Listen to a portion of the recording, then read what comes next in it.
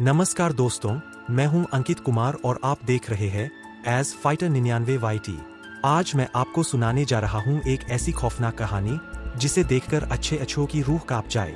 ये सिर्फ एक हॉरर क्राइम कहानी नहीं है, बल्कि इंसानी लालच, महंगाई, मजबूरी और टूटते सपनों का ऐसा डरावना चेहरा है जहां एक साधारण लड़की सिर्फ एक घर खरीदने के लिए मौत की मशीन बन जाती है।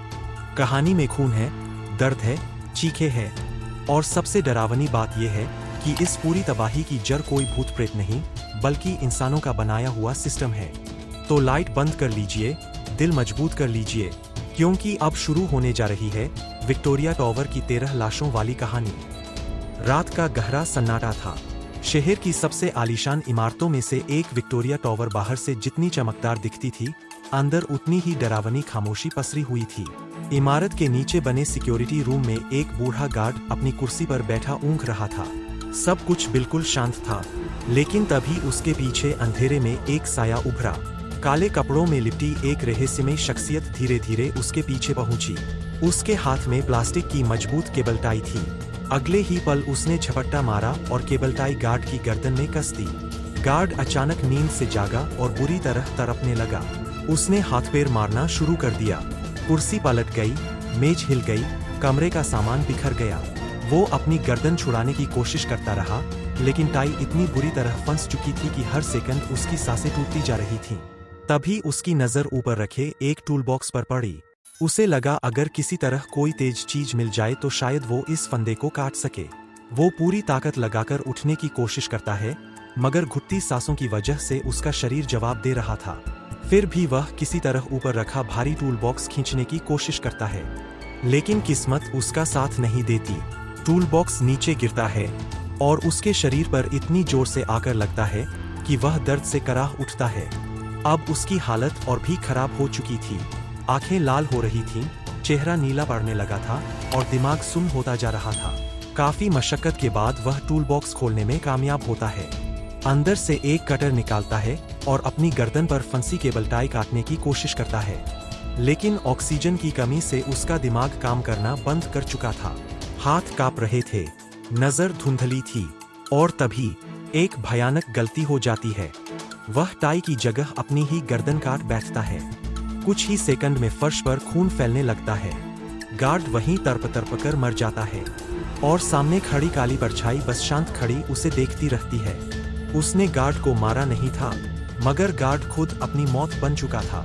वह रहस्यमय औरत चुपचाप आगे बढ़ती है, सिक्योरिटी सिस्टम से रिकॉर्डिंग निकालती है और बिना एक शब्द बोले इमारत के अंदर गायब हो जाती है। उसे किसी चोरी से मतलब नहीं था, उसका मकसद इससे कहीं ज्यादा खतरनाक था।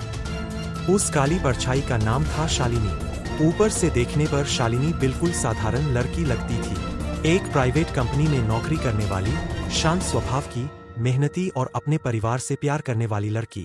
लेकिन उसके अंदर एक ऐसा तूफान पल रहा था जिसने धीरे धीरे उसकी इंसानियत को खा लिया था। शालिनी का सपना बहुत बड़ा नहीं था, उसे बस इस शहर में अपना एक छोटा सा घर चाहिए था। एक ऐसी जगह जिसे वह अपना कह सके, जहां किराए का डर न हो, मकान मालिक की बेइज्जती न हो और हर महीने की कमाई किसी और की जेब में न जाए। वह दिन में ऑफिस में काम करती, रात में मॉल में पार्ट टाइम नौकरी। उसकी जिंदगी में आराम नाम की कोई चीज नहीं थी। सुबह बस पकड़ो, ऑफिस जाओ, शाम को दूसरी नौकरी, रात को थककर घर लौटो और फिर अगले दिन वही सब दोबारा। लेकिन इन सब के पीछे एक ही सपना था, विक्टोरिया टॉवर में फ्लैट खरीदना। समुद्र के किनारे बना वो आलीशान टॉवर शहर की शान माना जाता था। लोग कहते थे अगर वहां घर मिल जाए तो जिंदगी बन जाएगी। शालिनी भी इसी सपने में जी रही थी। उसने सालों की कमाई जोड़ी, अपनी जरूरतें खत्म कर दी, नए कपड़े खरीदना छोड़ दिया, बाहर खाना छोड़ दिया, घूमना फिरना बंद कर दिया। उसकी पूरी दुनिया सिर्फ बैंक बैलेंस और उस फ्लैट की कीमत तक सिमट गई थी। लेकिन एक समस्या थी, घर की कीमत हर कुछ महीनों में बढ़ जाती थी। जब भी उसे लगता कि अब वो डाउन पेमेंट देने लायक पैसे जुटा चुकी है, बिल्डर नया रेट बता देता। हर बार मंजिल उसके हाथ से थोड़ा और दूर खिसक जाती। शालिनी के लिए ये सिर्फ घर नहीं था, ये उसकी मेहनत, उसकी इज्जत, उसका भविष्य और उसके परिवार की उम्मीद थी। लेकिन उसे नहीं पता था कि जिस इमारत को वह अपना सपना समझ रही है, वही इमारत बहुत पहले से लोगों के सपनों की कब्रगाह बन चुकी थी। आज जो जगह विक्टोरिया टावर के नाम से चमक रही थी। कभी वहां एक पुरानी रिहायशी बिल्डिंग हुआ करती थी। साधारण लोग वहां रहते थे, बुजुर्ग, परिवार, छोटे बच्चे, रोज कमाने खाने वाले लोग। उनके लिए वह जगह सिर्फ मकान नहीं, उनका घर थी, उनकी यादें थीं, उनकी पूरी जिंदगी थी। फिर शहर में रियल एस्टेट का खेल शुरू हुआ। कुछ लालची बिल्डरों की नजर उस जमीन पर पड़ी। समुद्र किनारे की लोकेशन, ऊंची कीमत, बड़े खरीदार, सब कुछ वहां पैसा बरसाने वाला था। और तभी शुरू हुआ उस जमीन को हथियाने का गंदा खेल। बिल्डरों ने दबाव बनाया, लोगों को डराया धमकाया गया। कुछ के घरों के बाहर गुंडे खड़े कर दिए गए, कुछ के दरवाजों पर ताले जड़ दिए गए ताकि वे अंदर बाहर न जा सके। किसी के घर में जानवर और जहरीली चीजें फेंकी गईं। किसी की बिजली पानी बंद कर दिया गया। किसी को धमकी दी गई कि अगर जगह खाली नहीं की तो पूरा परिवार गायब हो जाएगा। जो लोग अपने घर बचाना चाहते थे, उन्हें कानून से भी मदद नहीं मिली। पैसे और ताकत के आगे उनकी आवाज दबा दी गई। आखिरकार एक एक करके सबको वहां से निकाल दिया गया। और फिर उसी उजड़ी हुई जमीन पर बना विक्टोरिया टावर, चमकदार, आलीशान, महंगा और खूबसूरत। टीवी पर विज्ञापन चलने लगे। समुद्र किनारे लग्जरी जिंदगी, अपने परिवार को दे सपनों का घर, royal lifestyle, high class address. लेकिन उन चमकदार विज्ञापनों के पीछे छिपा था लोगों की बर्बादी का सच। यह टावर सिर्फ सीमेंट और शीशों से नहीं बना था, यह बना था बेघर हुए परिवारों की चीखों, आंसुओं और मजबूरियों से। शालिनी को इस काले इतिहास की पूरी सच्चाई नहीं पता थी। उसे बस इतना पता था कि ये वही घर है जिसे खरीदकर वह अपनी जिंदगी बदल सकती है। उसे क्या मालूम था कि इस घर की नींव में पहले ही बहुत से लोगों का दर्द दफन है और अब जल्द ही इसमें कुछ नई लाशें भी जुड़ने वाली है। शालिनी ने जैसे तैसे अपने रिश्तेदारों से पैसे उधार लिए।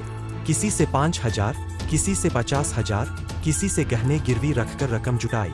कई लोगों ने ताने मारे, कई ने एहसान जताया, कई ने कहा कि इतने महंगे घर के पीछे पागल मत बनो।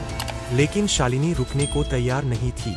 आखिरकार एक दिन ऐसा आया जब उसे लगा कि अब वह फ्लैट की डाउन पेमेंट दे सकती है। वह उम्मीद से भरे दिल के साथ बिल्डर ऑफिस पहुंची, लेकिन वहां पहुंचते ही उसकी दुनिया फिर टूट गई। बिल्डर ने कहा, रेट फिर बढ़ गया है। बस इतना सुनना था कि शालिनी के पैरों तले जमीन खिसक गई। जिस रकम को जोड़ने में उसने अपनी आधी जिंदगी झोंक दी थी, वह फिर कम पड़ गई थी। अब उसके पास न पीछे हटने का रास्ता था, न आगे बढ़ने का। उसी दौरान उसके घर पर एक के बाद एक मुसीबत टूट पड़ी। उसकी माँ की अचानक मौत हो गई। माँ की मौत से घर का सहारा टूट गया। पिता पहले से बीमार थे, अब उनमें कैंसर भी निकल आया। छोटा भाई पढ़ाई कर रहा था और उसकी फीस बाकी थी। शालिनी पर जिम्मेदारियों का पहाड़ टूट पड़ा। एक तरफ घर का सपना, दूसरी तरफ बीमार पिता, तीसरी तरफ भाई की पढ़ाई और चौथी तरफ कर्ज का बढ़ता बोझ। दिन रात काम करते करते शालिनी का शरीर टूट चुका था। उसकी आंखों के नीचे काले घेरे पड़ गए थे। वह ठीक से सो नहीं पाती थी। कई बार उसे लगता कि वह पागल हो जाएगी, लेकिन असली डरावना मोड़ अभी बाकी था। एक रात अस्पताल के कमरे में अपने बीमार पिता को देखते हुए शालिनी के अंदर कुछ टूट गया। उसने सोचा, अगर पिता नहीं रहे तो इंश्योरेंस का पैसा मिल जाएगा। उस पैसे से फ्लैट की रकम पूरी हो सकती है, सब ठीक हो सकता है, उसका सपना बच सकता है। यह सोच इंसानियत से गिरकर दरिंदगी की तरफ पहला कदम था। और उसी रात शालिनी ने वह किया जो कोई बेटी कभी सोच भी नहीं सकी। उसने अपने ही पिता की ऑक्सीजन सपोर्ट हटा दी। पिता की सांसें धीरे धीरे टूटती गईं और शालिनी पत्थर बनी खड़ी रही। उस रात सिर्फ एक इंसान की मौत नहीं हुई थी, उस रात शालिनी के अंदर बची आखिरी इंसानियत भी मर चुकी थी। पिता की मौत के बाद इंश्योरेंस का पैसा मिला। शालिनी को लगा अब शायद सब ठीक हो जाएगा। वह फिर से बिल्डर के पास पहुंची। हाथ में पैसे थे, आंखों में उम्मीद थी और दिल में यही विश्वास कि अब उसका सपना उससे दूर नहीं जाएगा। लेकिन इस बार भी उसके हिस्से में सिर्फ अपमान आया। बिल्डर ने फिर कीमत बढ़ाई। शालिनी ने विनती की, हाथ जोड़कर कहा कि कुछ दिन का वक्त दे दे। उसने बताया कि उसने कितना कुछ खोया है, कितना कुछ दांव पर लगाया है, लेकिन सामने बैठे लोग इंसान थे, सिर्फ पैसे की मशीनें थे। उन्होंने उसकी मजबूरी पर हंसते हुए उसे ऑफिस से बाहर निकलवा दिया। वह सड़क पर खड़ी रह गई। जेब में पैसे थे, लेकिन इतने में कि घर मिल सके। उसके सिर पर कर्ज था, माँ मर चुकी थी, पिता भी जा चुके थे, और जिसके लिए उसने सब कुछ खो दिया, वो सपना अब भी उससे दूर था। उसकी आंखों के सामने विक्टोरिया टॉवर खड़ा था, चमकता हुआ, ऊंचा, खूबसूरत, जैसे उसका मजाक उड़ा रहा हो। वह कुछ देर तक चुपचाप उस इमारत को देखती रही। फिर उसकी नजर पास रखे कुछ औजारों पर पड़ी, हथौड़ा, रिंच, लोहे की रॉड।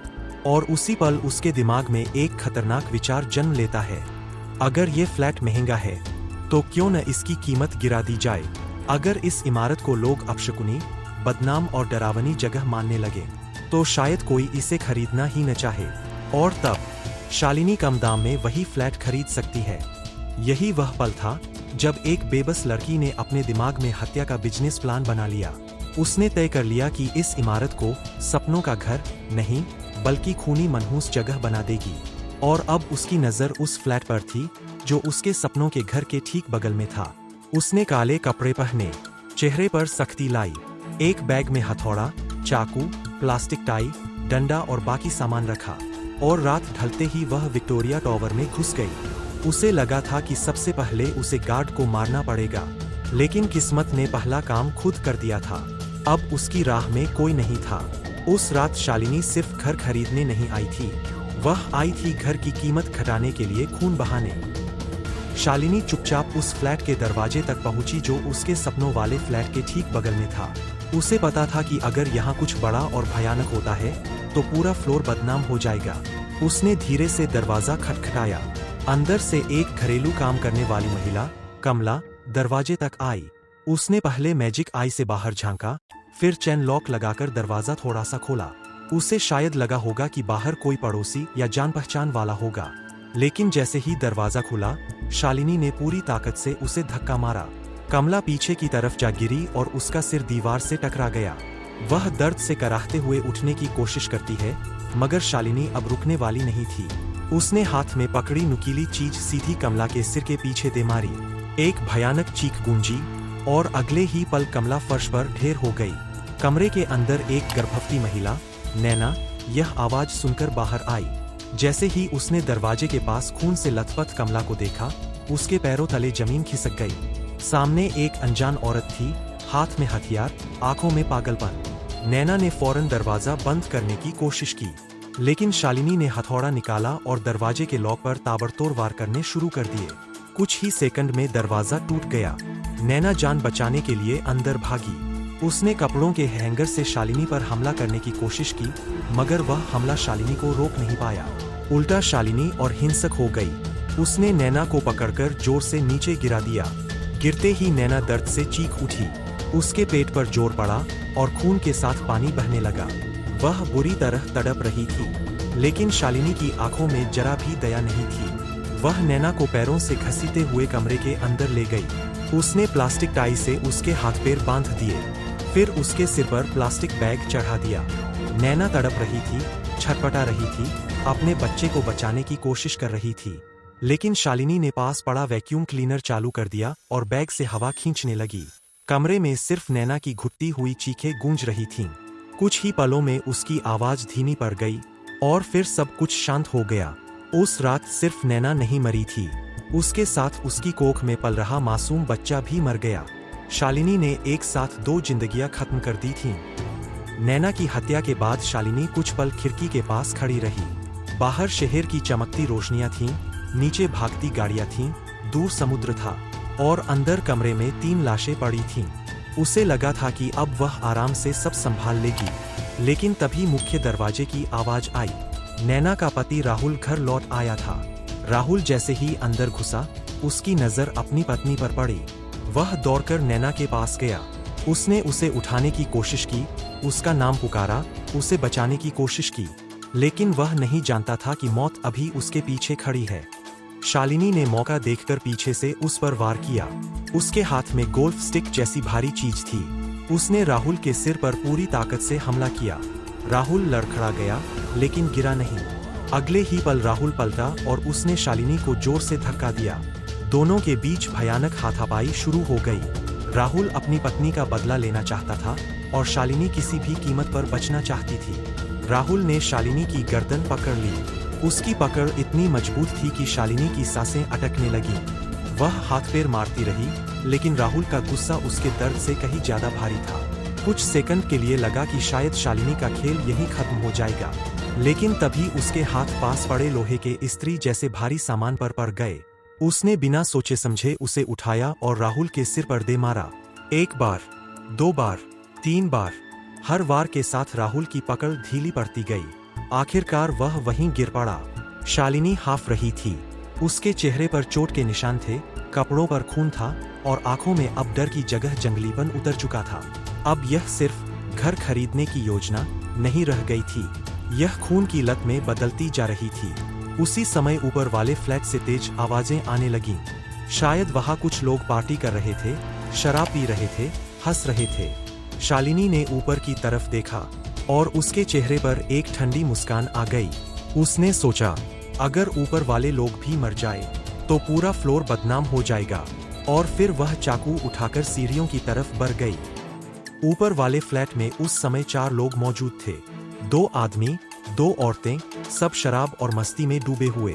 उन्हें अंदाजा भी नहीं था कि कुछ ही सेकंड में उनकी दुनिया खत्म होने वाली है। जैसे ही फ्लैट का एक आदमी, विक्की, दरवाजे की तरफ आया, शालिनी ने बिना एक पल गवाए चाकू उसके सीने में घोंप दिया। विक्की की चीख सुनकर बाकी लोग हक्के बक्के रह गए। उनमें से एक डरपोक आदमी, समीर, सामने का दृश्य देखकर जर हो गया। उसके पैरों में जैसे जान ही नहीं रही। शालिनी ने मौका देखकर उसी पर झपट्टा मारा। वह चाकू उसकी तरफ दबाने लगी, लेकिन समीर ने किसी तरह उसका हाथ रोक लिया। दोनों जमीन पर गिर पड़े और चाकू को लेकर संघर्ष होने लगा। तभी कमरे में मौजूद नशे में धुत एक लड़की, रिया, जाग गई। उसने समझने की कोशिश की कि हो क्या रहा है। वह लड़खड़ाते हुए शालिनी को पीछे खींचने लगी। बस यही मौका समीर को मिल गया। उसने पास रखी शराब की बोतल उठाई और शालिनी के सिर पर दे मारी। बोतल टूट गई, कांच बिखर गया और शालिनी कुछ पल के लिए लड़खड़ा गई। समीर ने टूटी हुई बोतल के नुकीले हिस्से से शालिनी पर हमला करने की कोशिश की। वह उसे दबाकर मार देना चाहता था, लेकिन शालिनी ने घुटनों से जोर लगाया और एक जोरदार लात समीर के गुप्तांग पर दे मारी। समीर दर्द से चीख पड़ा। बस अगले ही पल शालिनी ने टूटी बोतल उठाई और उसकी गर्दन पर फेर दी। समीर की सांसें वहीं थम गईं। अब बची थी रिया। रिया भागकर बाथरूम में चली गई और उल्टियां करने लगी। वह इतनी नशे में थी कि उसे पूरी तरह समझ ही नहीं आ रहा था कि बाहर क्या हो चुका है। लेकिन शालिनी बाथरूम तक पहुंच गई। उसने रिया के बाल पकड़कर उसका सिर बार बार दीवार और कमोड से दे मारा। रिया चीखती रही, तड़पती रही और कुछ ही पलों में बाथरूम की टाइलें खून से भर गईं। ऊपर वाले फ्लैट में अब चारों तरफ सिर्फ खून, टूटा सामान, शराब और लाशें थीं। लेकिन शालिनी अभी भी नहीं रुकी थी। उसे लगा सब खत्म हो चुका है। पर तभी उसे एक और कमरे से आवाज सुनाई दी। कोई और भी वहां मौजूद था। आवाज सुनते ही शालिनी उस कमरे की तरफ बढ़ी। अंदर एक आदमी, मनोज, और उसके साथ एक महिला मौजूद थे। वे शायद किसी और कमरे में थे और अब तक पूरी घटना से अनजान थे। जैसे ही मनोज ने बाहर का खून खराबा देखा, वह कुछ समझ पाता उससे पहले ही शालिनी ने उस पर हमला कर दिया। चाकू उसके शरीर में धंस गया। मनोज दर्द से चीखते हुए गिर पड़ा। उसके साथ मौजूद महिला, पूजा, डर के मारे बिस्तर के नीचे छिप गई। उसे लगा शायद वहां से उसकी जान बच जाएगी। लेकिन शालिनी अब इंसान नहीं, मौत बन चुकी थी। उसने गद्दा खींचकर फेंक दिया, बिस्तर उलट दिया और नीचे छिपी पूजा को ढूंढ निकाला।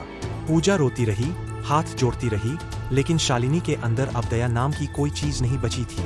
उसने लकड़ी का पटरा उठाकर पूजा पर ताबड़तोड़ वार किए। पूजा अधमरी होकर वहीं गिर गई। अब तक पूरी बिल्डिंग में हलचल मच चुकी थी। ऊपर से आने वाला शोर, चीखे और तेज संगीत पड़ोसियों तक पहुंच चुका था। किसी ने पुलिस को फोन कर दिया। कुछ देर बाद फ्लैट की डोरबेल बजी। दरवाजे पर 2 पुलिस वाले खड़े थे, इंस्पेक्टर चौहान और कांस्टेबल रावत। शालिनी ने खुद को संभाला। उसने चेहरा सामान्य दिखाने की कोशिश की, जैसे कुछ हुआ ही न हो। दरवाजा खोलकर बोली कि सब ठीक है, अंदर कुछ दोस्त पार्टी कर रहे हैं। लेकिन पुलिस वालों को उसके चेहरे पर खरोंचें और कपड़ों की हालत देखकर शक हो गया।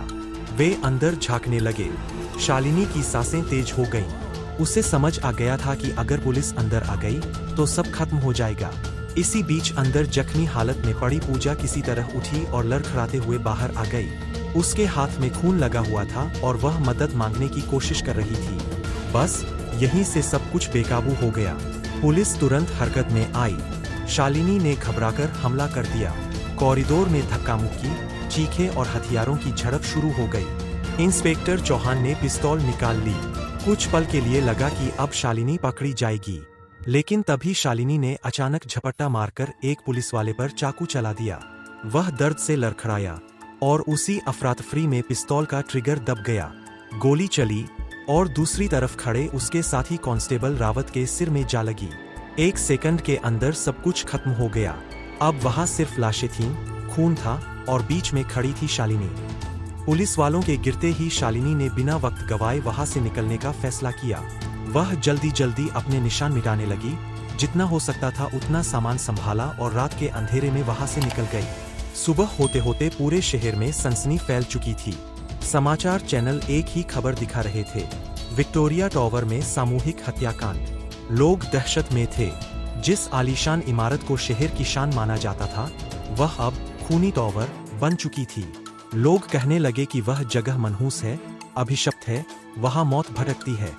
कोई उस फ्लोर के आसपास तक जाना नहीं चाहता था, और यही तो शालिनी चाहती थी। कुछ समय बाद जब उस फ्लैट की कीमत बुरी तरह गिर गई, शालिनी ने वही फ्लैट खरीद लिया, जिस घर के लिए उसने अपनी जवानी झोंक दी, जिसके लिए माँ बाप खो दिए, जिसके लिए उसने 13 जिंदगियां खत्म कर दी। आखिरकार वही घर उसे मिल गया। लेकिन सवाल ये है, क्या सच में उसने जीत हासिल की? अगर गिनती की जाए तो इस पूरी कहानी में कुल 13 जाने गईं। सिक्योरिटी गार्ड, घरेलू कामगार, गर्भवती महिला और उसका अजन्मा बच्चा, उसका पति, ऊपर वाले फ्लैट के लोग, 2 पुलिस वाले और उससे पहले उसके अपने माँ बाप भी इस लालच और मजबूरी की आग में झुलस चुके थे। लेकिन सबसे डरावनी बात यह नहीं है कि शालिनी ने इतने लोगों की जान ली। सबसे डरावनी बात यह है कि असली गुनहगार शायद वह अकेली नहीं थी।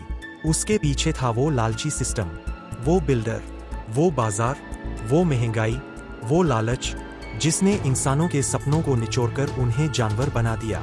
शालिनी हत्यारी थी, इसमें कोई शक नहीं। उसने मासूम लोगों की जान ली और उसके लिए कोई माफी नहीं हो सकती।